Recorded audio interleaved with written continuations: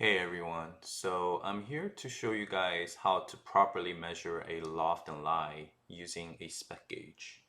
Before I start, just want to say thank you to Tom Wishon and Jim at Golfworks, who helped me learn more on how to add a precision to measuring this loft and lie using the spec gauge.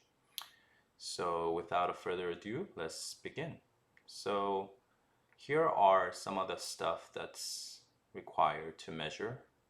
One is a manual protractor, an optional digital protractor, mandatory 2 business cards or anything that has the same width and depth, and an optional digital vernier caliper to look at more precision. So step one is to clamp the shaft. Some spec gauges have these up and down versatility, so I recommend you put it in the middle because when you change the lie, it can go up and down. Once that's done, then square the face using the straight edge provided by the spec gauge. Fairly simple, works the same way as the putter. Then you gotta use those 2 business cards mentioned before and check the equidistant between the center line of the club. It's not gonna be the right the first time, so you have to keep adjusting the lie, but also you need to make sure that you have to square the face, and like I said, it also works for the putter as well. So make sure the face is square. It's also in the center line on the plate of the spec gauge, and keep adjusting the lie. You can also use this digital vernier caliper for more precision in the final stretch, making sure they're both equidistant precisely. Now that everything is done, then check your loft, lie, and face angle. You can also try to use a digital protractor, but for instance, I'm using a manual protractor first, and as you can see, it's about 32.5 degree when I'm measuring. So if you also have a digital protractor, you can kind of compare that. And in this case, I'm trying to compare the difference here. It wasn't perfectly level, so as you can see, it's 32.8 minus 0.58, which turned out to be 32.2. And when I zero it out and try to measure it, it's somewhere around the same,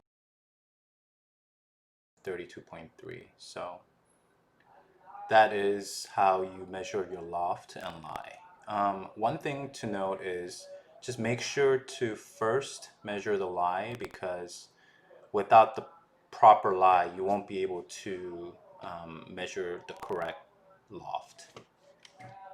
Okay, now on to the driver. So the driver measurement is a little bit different from the putter and irons because it has the bulge and roll. How you start measuring is first finding the center point of the driver, because that's where you want to measure your loft. The first part of measuring the lie, it's the same. Instead of the straight edge, however, using on an iron and a putter, you have to use this 2 dots, which is in the opposite side, due to the roll and bulge of the face. Now, there are 2 ways to measure loft and lie. One is to just measure the equidistant first, but leave the face angle as it was. Some manufacturers use this way to measure the loft and lie, whereas other manufacturers would actually want to measure the loft when the face is being square, like an iron and a putter. But as you guys know, some manufacturers and some driver heads come with, not always the face being square. So that's something for you guys to keep in mind. But I'm gonna be teaching you both ways so that you can know how to measure both ways and understand what the difference in the loft would be. So I already finished checking out the lie by putting the driver head on the equidistant. Time to look at the face angle. And as you can see, it's about 1 degree open. That's the first method of measuring the loft. And then from that on, you know that face is 1 degree open. And then when you measure the loft, you have to make sure that you measure the loft and the center point you measured earlier, and making sure you put that protractor in the midpoint of it. On to the second method, which is the same process as making sure the lie is already done with equidistant. Now here you actually move the driver face to make sure the face is square. So once the face is square, then you measure the loft like you would in the first method. So just to recap, iron and putter always required to have the face square when you try to measure the loft. So in terms of the lie measurement, the driver, iron, putter are always the same, making sure the face is equidistant from the center point of the spec gauge. However, for the loft measurement, driver has two methods, which is check your lie first and then check loft and face angle, which can be open, closed, or square. The other method is same thing with checking your lie, making sure it's equidistant, and then you square the face to 0 degree and then check your loft. Sometimes you might need to hold your club head so it won't wobble, and then check your loft. Last but not least, this is an option, but instead of just measuring your loft and the center point of the club, you can actually try to measure your frequent impact points, such as, let's say, toe or heel, and then you could try to find the loft, and you can also compare that loft versus the center point loft.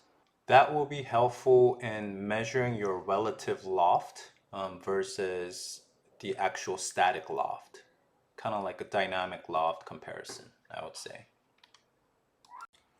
Thank you for watching. I hope this has been helpful to all of you. This is my first kind of like tutorial video, so I think I kind of went overboard and long a little bit, but I wanted to cover as much information as possible. If you want more information regarding the golf tech, please visit my homepage written in the screen. And if you have any questions, just let me know in my homepage. Thanks.